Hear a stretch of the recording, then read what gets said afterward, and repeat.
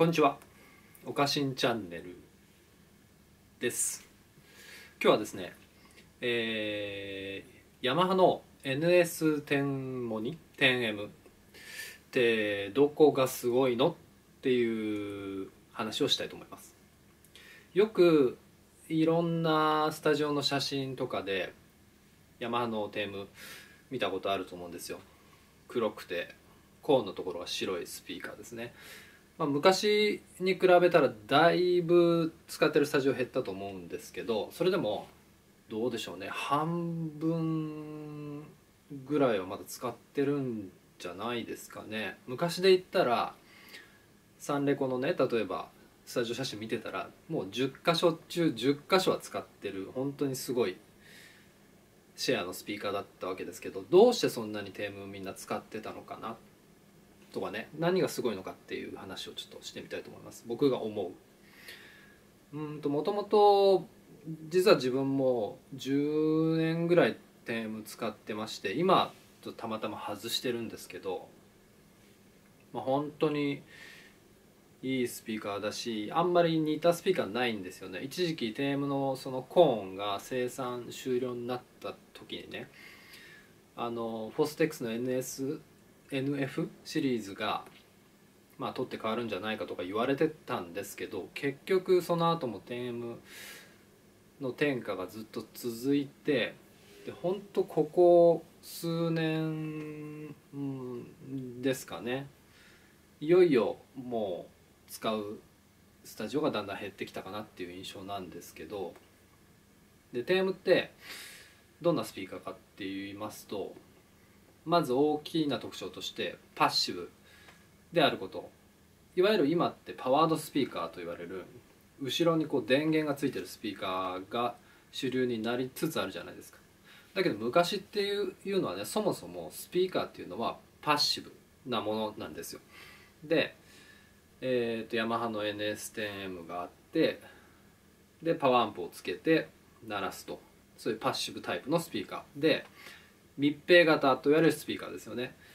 僕んちもこう置いてるフォーカルとかはいわゆるバスレフというスピーカーで、バスレフスピーカーってこう下の方とか横とかにこう穴が開いてるんですよ。でそれで低音を補強するわけですよね。だからそもそもスピーカーっていうのは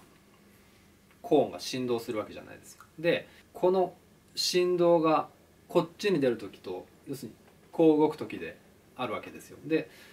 その密閉型っていうのはこの後ろに出ちゃう音を要は密閉して吸音材を詰めて吸収しちゃいましょうっていうスピーカーなんですね。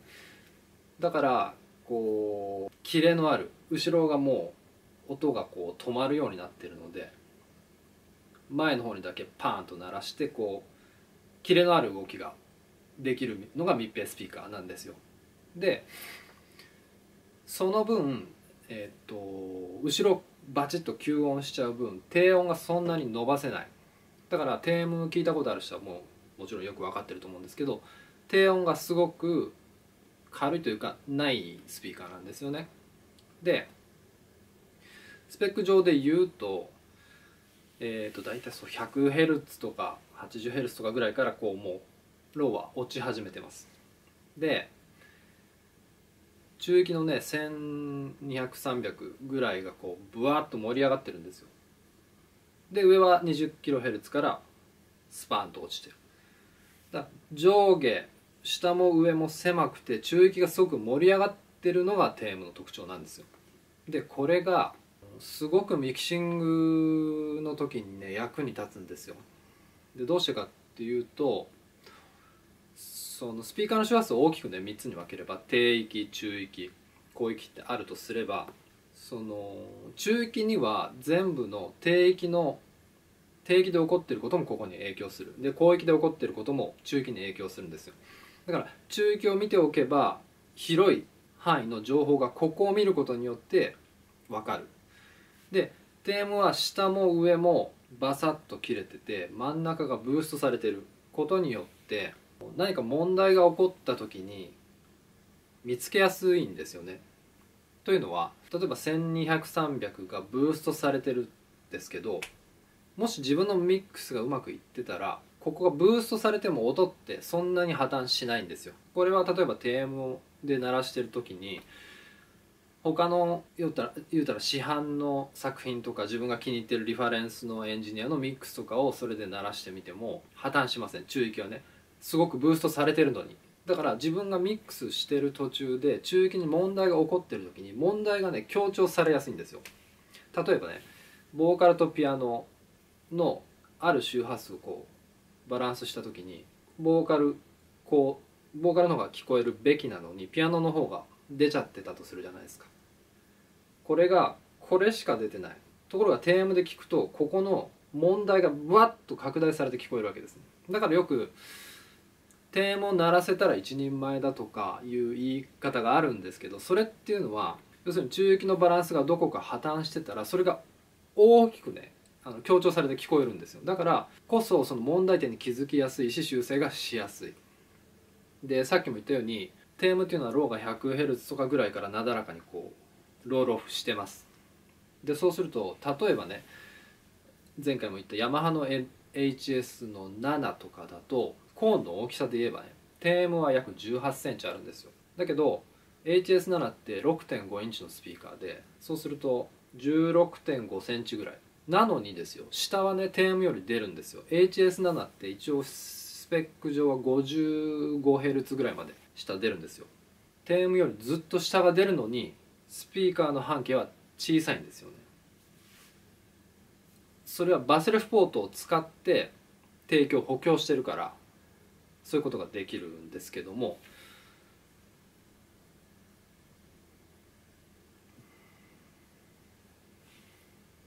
そう何の話だっけ。つまり低 M っていうのは大きい口径のスピーカーコーンを使ってるんだけど低域をバッサリ出さない分中域にフォーカスできるわけですよね。スピーカーが中域を鳴らすことに特化できる。低域を切り捨てた分中域を鳴らすことにフォーカスできるわけです。スピーカーがペーパーコーンなんでものすごくレスポンスが良いんですよ。だから例えばディレイとかリバーブの細かいところとか EQ のちょっとした変化とかがすごくレスポンスよく聞けるわけです。で実際その最近の世の中にあふれてるパワードスピーカーっていうのはもうちもフォーカル使ってますけどフラットに調整されてるんですよ。だから下は例えば 50Hz ぐらい出たとして上はねフォーカルとかで言ったら30キロとか40キロとかそれぐらいまでね出ちゃうんですよ。30キロかな。でね全周波数にわたって要するにフラットに調整されてるんですよ。そうするとミックスのどこかが破綻した時もねまだね余裕があるんですよスピーカーに。なんで 10M だったら音が破綻するのにこういうねパワフルなスピーカーって聞けちゃうんですよね。もちろん問題があることは分かるんだけど 10M の方が発見しやすいですよね。中域がブーストされてる分そんなことがあるからやっぱり今でもね10M手放せないスタジオが多いのかなと思います。で自分も買ってはもうそろそろ 10M 引退させようかなって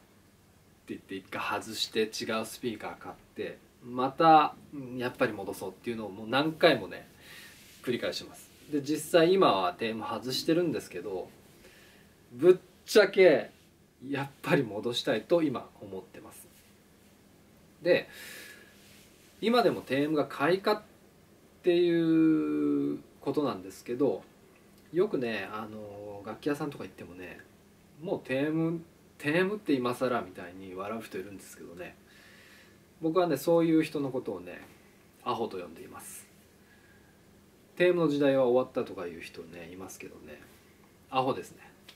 今でもね中古で34万とかでまずスピーカー買えると思う。でアンプもそれなりのもので鳴らさないとダメなんですよパッシブスピーカーって。で一番いいのはヤマハの PC2002 これも昔のアンプですけどこれも全然オークションで手に入ります。で多少問題があったとしてもメンテヤマハの方でしてくれるのでそしたら例えば15万以下で 10M のセットは手に入ります全然。でもし試したことがないっていう人がいたら絶対一度は試した方がいいと思います。まあとはいえね、すごくねテームってね大きいんですよ実は。今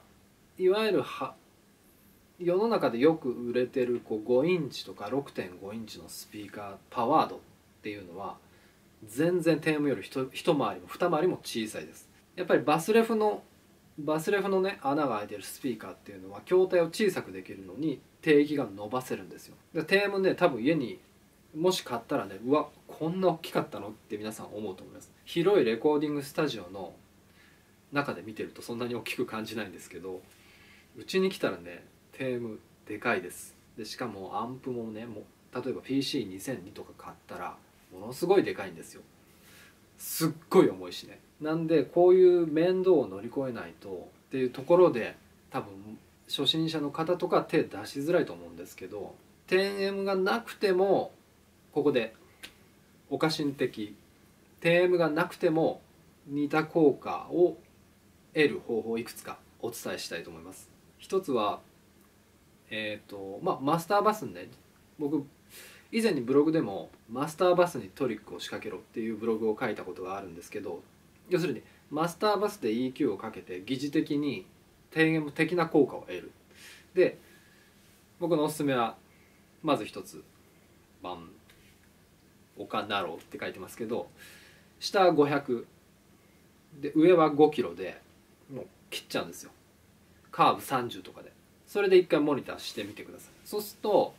自分のスピーカーが例えば下が50で上もう30とか30キロとか出ちゃうようなスピーカーでもマスターバスにこのをナローにすることによってテームっぽいモニタリングができます。うちはこうスピーカー今3ペア置いてますけど、結局